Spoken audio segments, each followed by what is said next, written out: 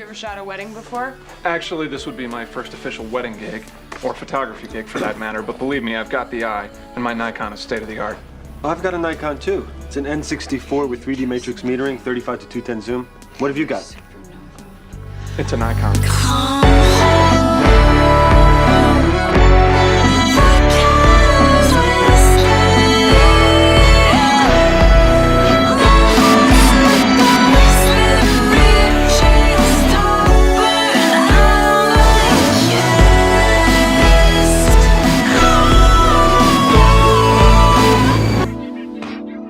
So, I was watching this scene from the acclaimed hit 2000s TV show Gilmore Girls. I feel like the tone this is setting already is video essay, which is not what I want this to be. Like, this video is not media analysis, so let me just get to the point. This scene is obviously supposed to look bad for Kirk, the guy that says it's a Nikon.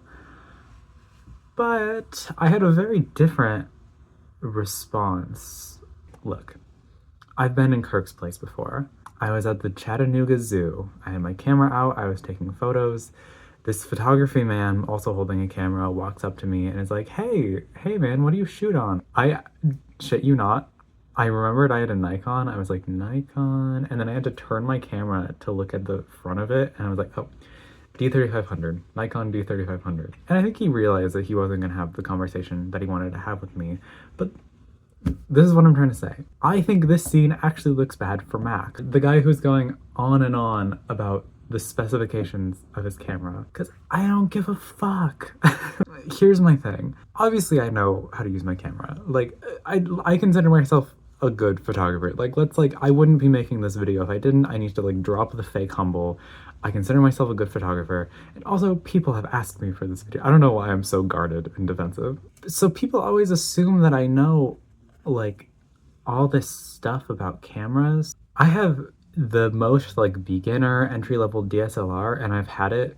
It's the only DSLR I've ever owned. I've had it the whole time that I've been using a DSLR. I haven't had the urge to buy a new one. I have the same 2 lenses that came with it. What I know about my camera is the same as what I know about my stick shift Honda, which is just enough to use it well and no more. So, okay, what is this? This is not like a camera basics video. None of this is teaching you how to use a particular camera, a particular software. This is all just me going over my method, me giving little tips, me explaining the editing process, me explaining how cameras work, kind of. I've certainly talked for long enough. Let's get out there, I guess.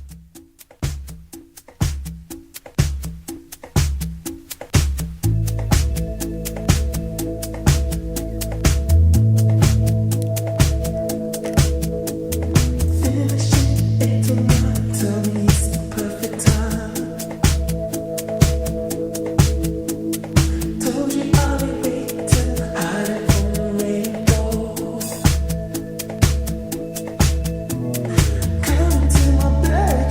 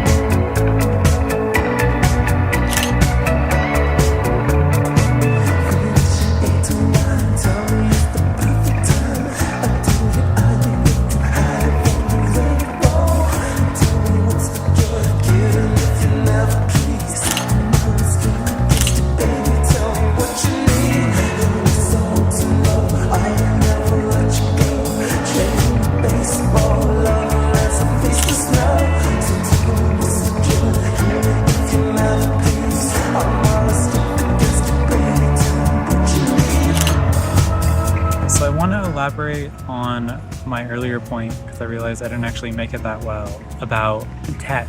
'Cause I think there's this idea that like if you're starting photography, it's like you gotta know about the tech, you gotta know about cameras, you have to know about lenses, you gotta go to editing software. None of this is really true, and in my experience and me watching others, I think it actually is the wrong way to go about it. I started doing photography on my phone, my cell phone with my phone camera, back when phones were worse. The thing is, I think that this period of taking pictures on my phone is what did it for me. I mean, not that period exactly, but like the strategy that comes from it, which is limiting myself. The trappings of really thinking about technology and investing in gear and getting a nice camera and nice lenses is that like, okay, then you have all of this, but do you know how to take a good photo? A lot of the time the answer is no. At the end of the day, if you have a camera like this, more or less you can just point it at something and take a picture and the photo looks kind of good. And that's the problem, is you don't actually have to like learn what makes a good photo the way that I did on a phone. Because a photo you take on your cell phone doesn't necessarily look good.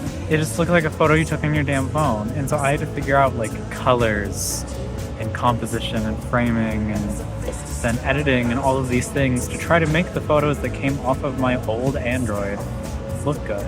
I did this for like years, 2 or 3 years maybe. And so by the time I invested in this beginner level camera, I knew what I was doing. And it was an immediate step up. I ended up investing in this camera, and I literally just found it on like a list of beginner entry-level cameras, and it came with this lens. But then I ran into a very similar problem. So really the thing to know about lenses, I guess there's 2 things having to do with lighting and focal length. So this is my longer lens. It's a 70 to 300 millimeter lens. The thing to know is that the higher the number, the higher the focal length. Higher focal length means a few things. So there's 2 types of zoom. There's digital zoom and optical zoom. Digital zoom phones typically use, it has the one picture and you zoom in, and because it's zooming in on the one picture, it gets blurrier. The lens isn't actually getting closer or filtering in the light differently. It's just taking what it sees and then zooming in on it. It's like cropping, basically. You're really just cropping it to be smaller. Then there's optical zoom, which is what happens when you actually move a lens in and out, like so. So optical zoom is actually changing how the light filters into the lens. The quality remains the same. You're not losing quality by zooming in. The other thing that happens with a longer focal length, things in the foreground and things in the background will start to like get closer together. So for example, zoomed all the way out, my backpack looks very far away from this trash can.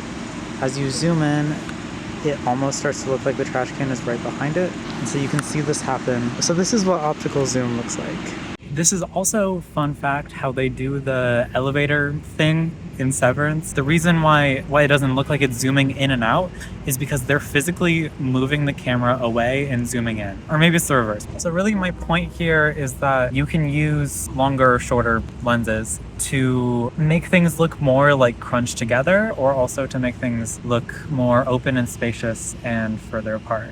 The other thing to note is exposure. As you like zoom in and out, the lens lengthens or shortens. Basically, when the focal length is longer, that means that less light is actually getting in. And so it can be harder to get good exposures if you're shooting on a really long focal length in the dark. The thing about this, the problem that this created for me, I like the look of this lens better. I think it looks really good, and I think it makes almost anything look good. The problem with that, of course, being that if anything looks good, I forget how to take good photos because I just point the camera at something and then zoom in until it looks interesting enough. And that got really boring after a while, and I started to like lose interest in the whole photography thing. And genuinely, I think the only thing that allowed me to claw it back was I didn't let myself use this lens in almost any circumstance unless it really made sense, and I switched to this one, which I didn't like. I thought things looked bad on it. I hated using it, and that is exactly why I started getting better and liking photography again. Honestly, now I usually use this, and it takes a lot for me to switch back to the other one, so I'm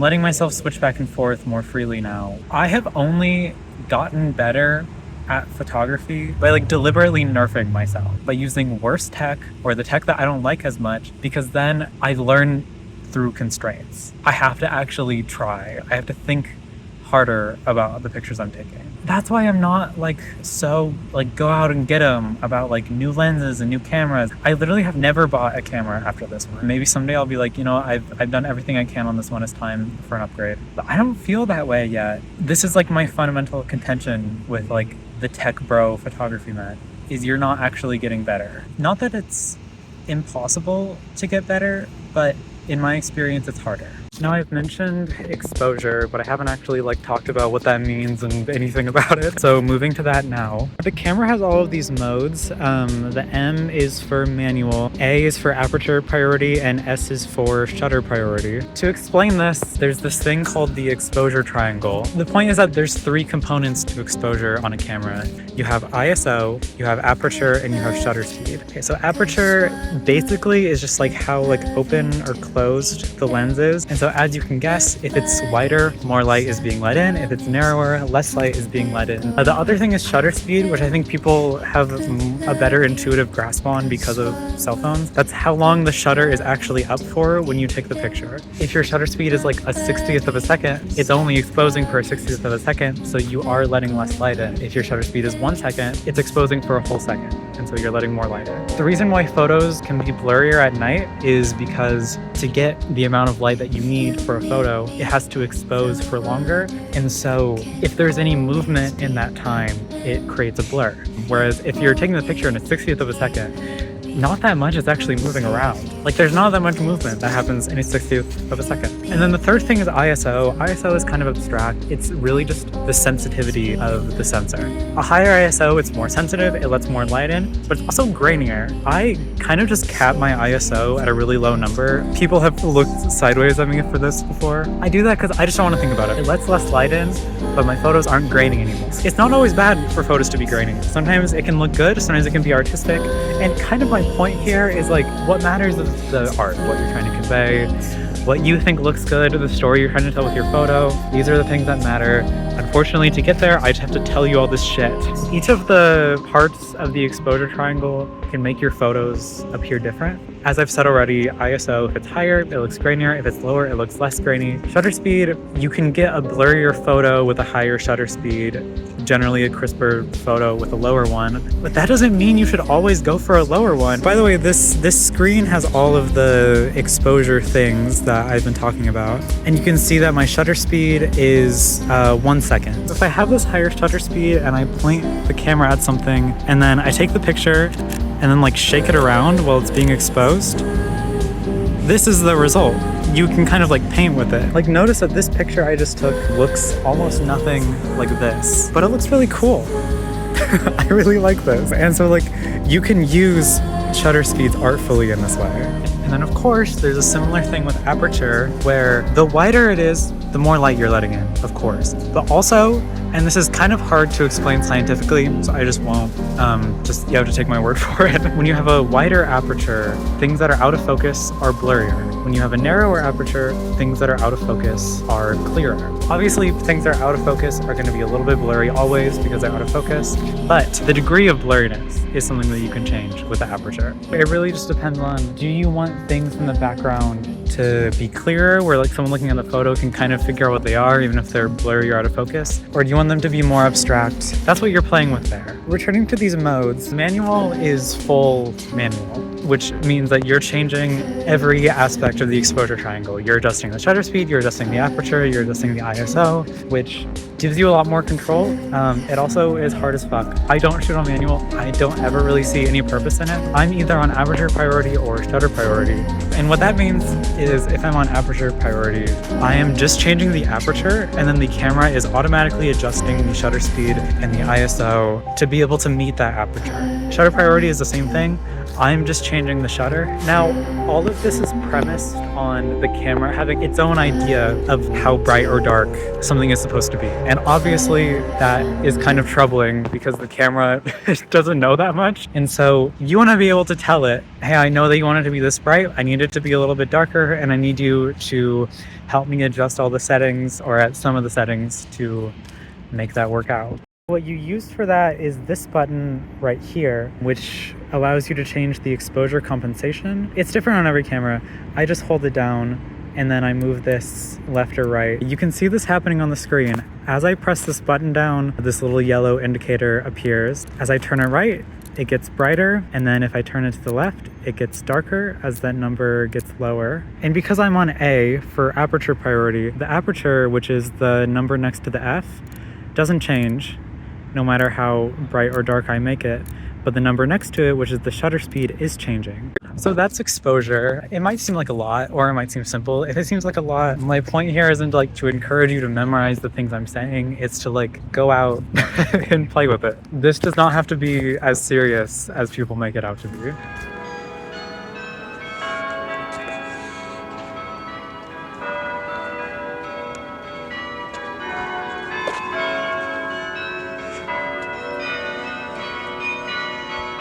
Are they playing City of Stars right now?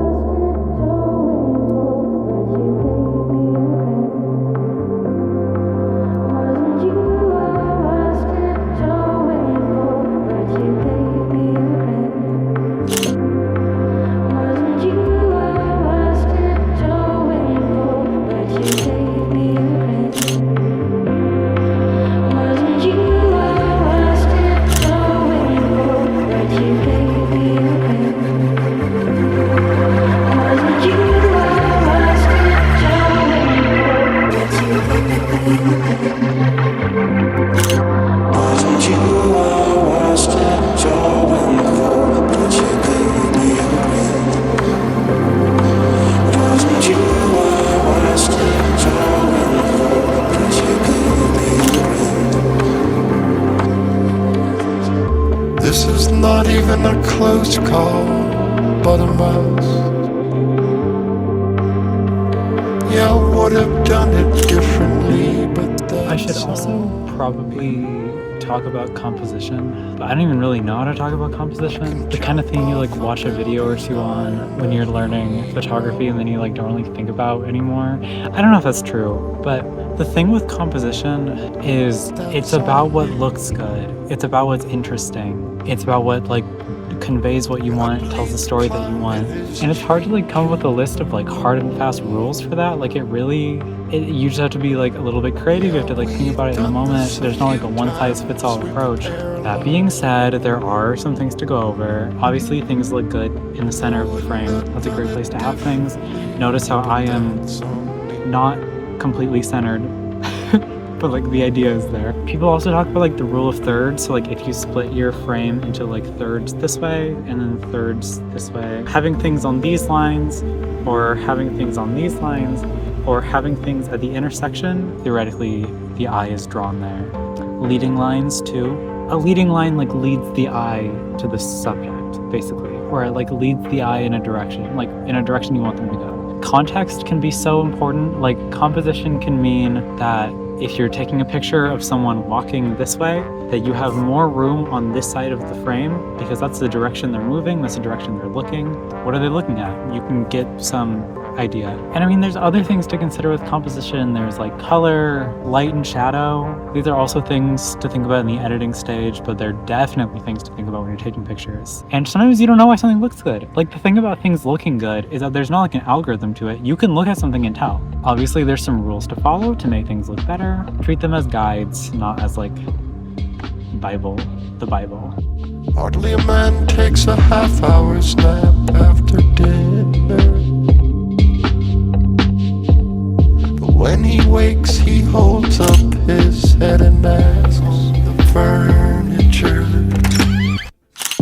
what's the news? To a hammer, everything looks like a nail.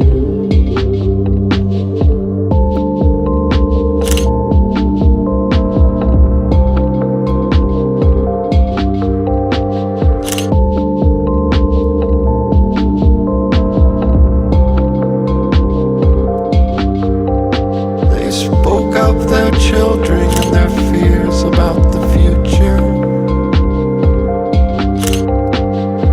Therapy without the therapist.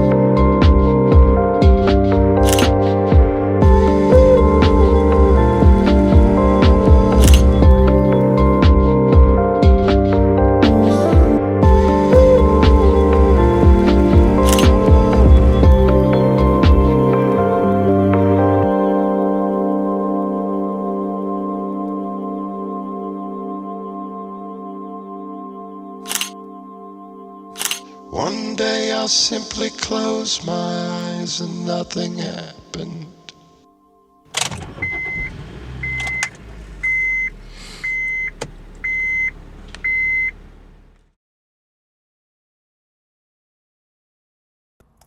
Okay, it's time for this part. As I've been talking about in this video, I don't care about tech, I don't think it's that important. Same goes for editing software. I've never used a particularly known software. Now, the thing about recording like this is that you can see the time down here of how long I've been going, which means that when I make cuts, and I'm going to, you can tell exactly how much or how little I cut out.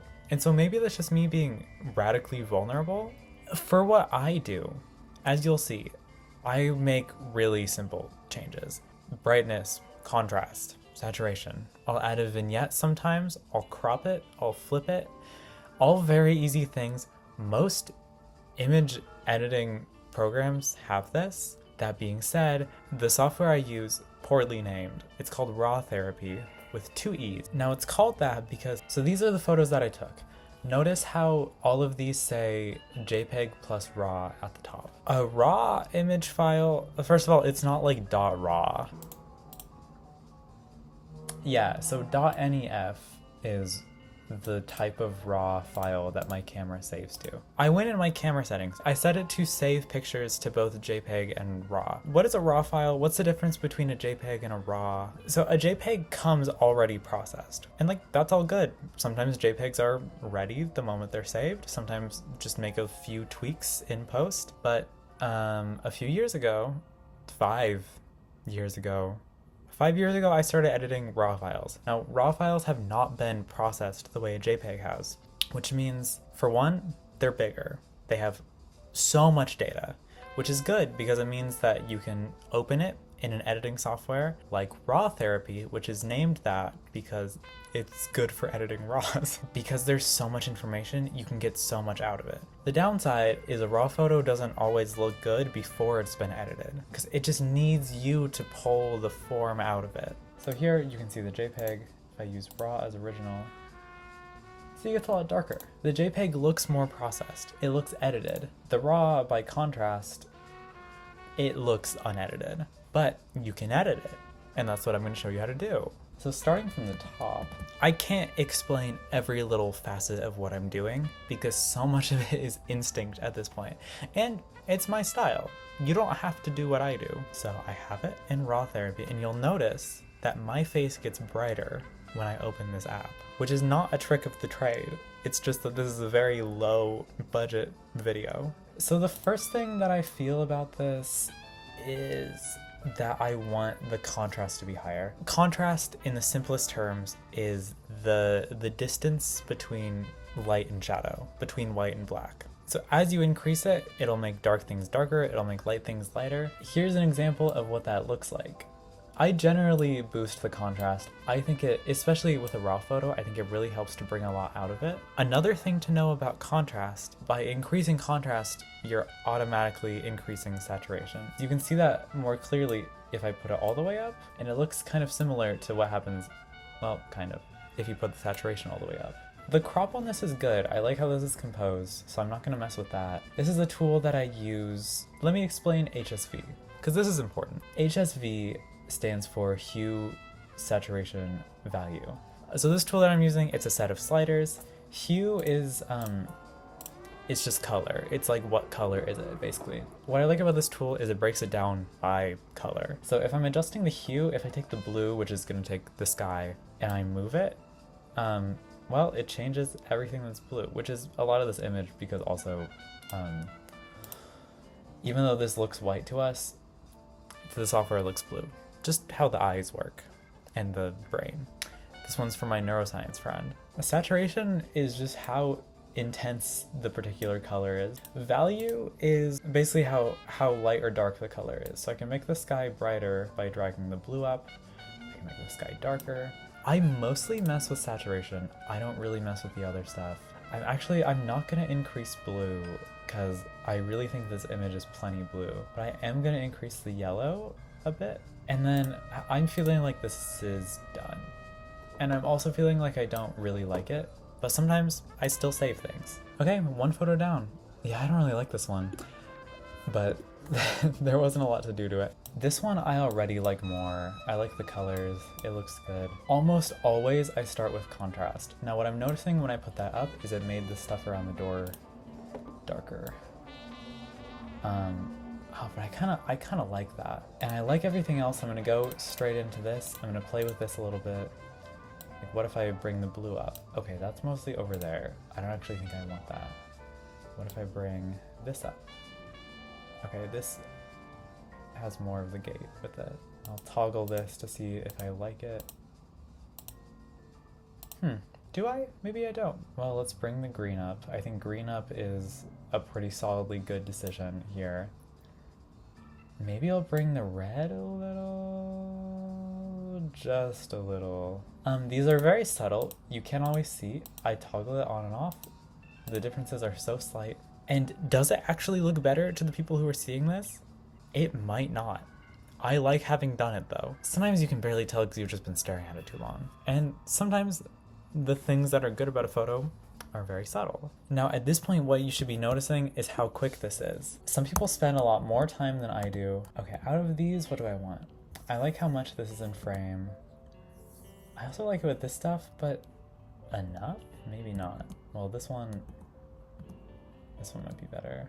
Since this image has a lot of details in the darker section, I might actually look at a black background, and you can see the difference on my face. I'm gonna go with a dark background. It allows me to see like these details better. I think a slight boost to contrast, but not much. What colors are important here? Do I want to bring out the blue? No, don't like it. Well, do I want to bring out the yellow? I like that more. And then the green. Yeah, I like that. And then switch it back to see how it looks with this background. Looks good enough. This one I'm really not sure about, but I could be sure about it. Okay, so that doesn't make it look any better or worse. If I bring this up, oh, and then maybe if I bring the contrast up now.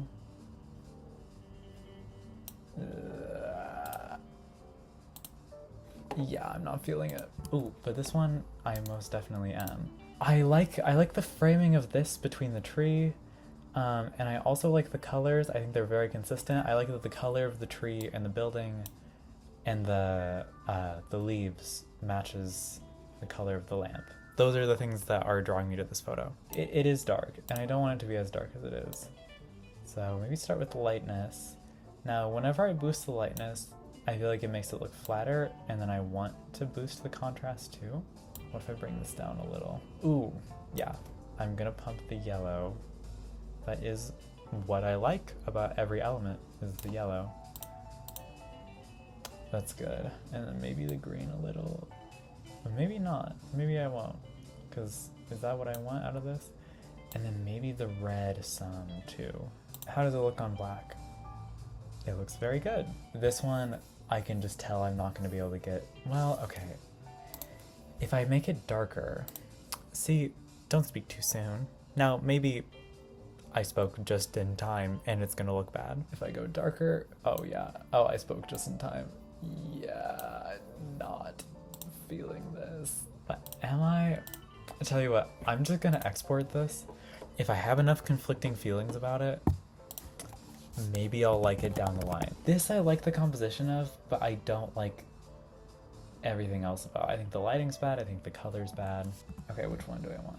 I think I want this one because I like the space over here. Okay, gonna bring up the brightness a bit. Remember that increasing the contrast increases the saturation. They also just look red because they're walking in this tunnel, but it's good to know that people's skin is very frequently in the red tones. If you're adjusting the reds, sometimes you have to make sure that you're not making the people in your photos look hella red. Here it's more forgivable because they're lit by these lights in this tunnel. Like, they're gonna look that way. But I am gonna just bring the blues out because, I mean, there's a lot of blue here. But doing that makes it look darker. And do I want to make it look darker? Yeah, maybe I keep it like this. So it's very dark. I'm gonna see what contrast does.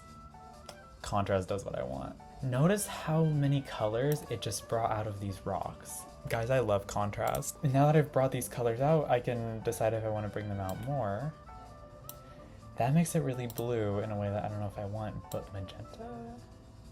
Yeah, let's bring the magenta up. Maybe I'll bring this lighter blue up. I just don't want to make it too blue. And then probably the green too, because there's a good amount of green here. In the end, I am saving these as JPEGs. Again, so much of this is intuition. I've been doing this, as I said earlier, for more than 5 years, more like 7, 8, oh my god. This might be my longest hobby. I don't stick to things like this. So this is from when I was painting. Because this is about the color, I'm just gonna like do what I can to bring the color out, bring the contrast out. I'm not editing this the same way I would a normal photo because it's not a normal photo. Let's get some of these blues to be more, oh, and then I think there are some like pinks or magentas or something in here. In the yellow? Yeah, that makes this very well rounded. Now this one I really hope I can do something too. Now something I'm noticing here, this is a very geometric image. I'm just gonna focus on the crops straight away, I think. You'll notice that I'm unclicking lock ratio, because if I keep lock ratio on, then I can only make it the size of that the picture already was. If I turn lock ratio off, I can make it whatever I want. I'm gonna switch this to rule of thirds so that I can see the grid lines here. And I'm noticing that these 2/3 are in about the same place on this window. Maybe this side is a little, it's really the same. Another thing, because this is so geometric, I can use this straightener, which basically I just find a line that I want to be a straight line. I trace it. I'm actually going to go all the way across, or about all the way across. Oh, you know what? This line is actually really straight. Yeah, maybe it's already straight and I'm just hallucinating. And I'm gonna focus on the colors and the windows. It just makes it look good. It's really cinematic. There's like a lot of drama here. Because I'm trying to make this cinematic, I'm gonna bring out the blues in the sky a bit. But what if I make them darker? Should I try that? Just a little. I'm also gonna bring the yellows up. Blue and yellow is a good combination, in my opinion, of like colors to have a lot of. But that might be because I watched so much Better Call Saul. But sometimes you just have to hit it with the Better Call Saul color grading. Maybe I'll put the red up a little bit too. I like this. Oh no, they're blurry. Oh, that's too bad. Okay, this one though. What? copy subject. Oh, get me out of there. It's freaking me out. The thing about this is it's also gonna be hit with the Better Call Saul color grading. I don't actually want to bring up the yellow. I think I want to bring up the red and the blue here and see how this looks. And there's some green in here, but I don't think that's what I want. I love reflections. I love reflections. They're a way of painting with the camera, and they're also, this looks like a double exposure. And that's what I love about reflections, is you can still get that effect.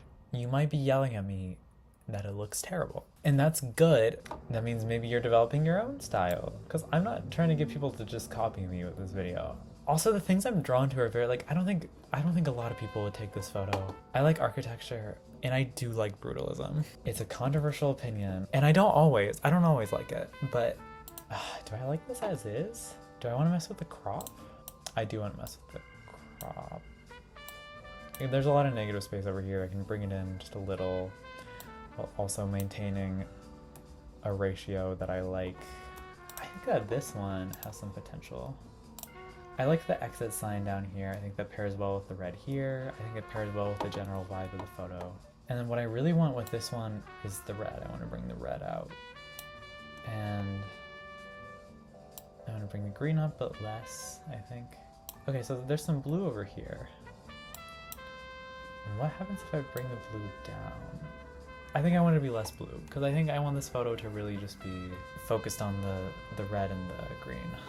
This one, I really liked getting, oh, it's kind of blurry. I liked getting him framed between the two signs. You know, it doesn't look blurry zoomed out, so let's just go with it. This honestly might be the scenario to add a vignette to draw the focus more to the center. I can also do that with a crop. I might crop it to be a little bit smaller, and I forgot to turn off lock ratio, but now I'm gonna turn it off. Turn off lock ratio. I'm also gonna put on rule of thirds so I can play with it a little more precisely. Bring it up some, maybe bring it down a little from the top, but not past these windows. Okay, switch it back to this, and then I'm gonna go in, I'm gonna add a vignette, because that draws more focus to the center and it draws focus away from the edges. So a tip that I remember seeing actually when I got into photography is it can be good to take multiple photos if you're taking a picture of someone walking, because the stride can be very awkward. I actually like this point in the stride more. Oh, you know what?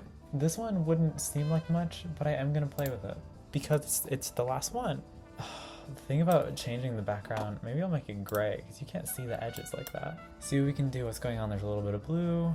There's a lot of negative space over here, so I'm gonna do this. Bring up the blue some, and bring up the red some. Sure.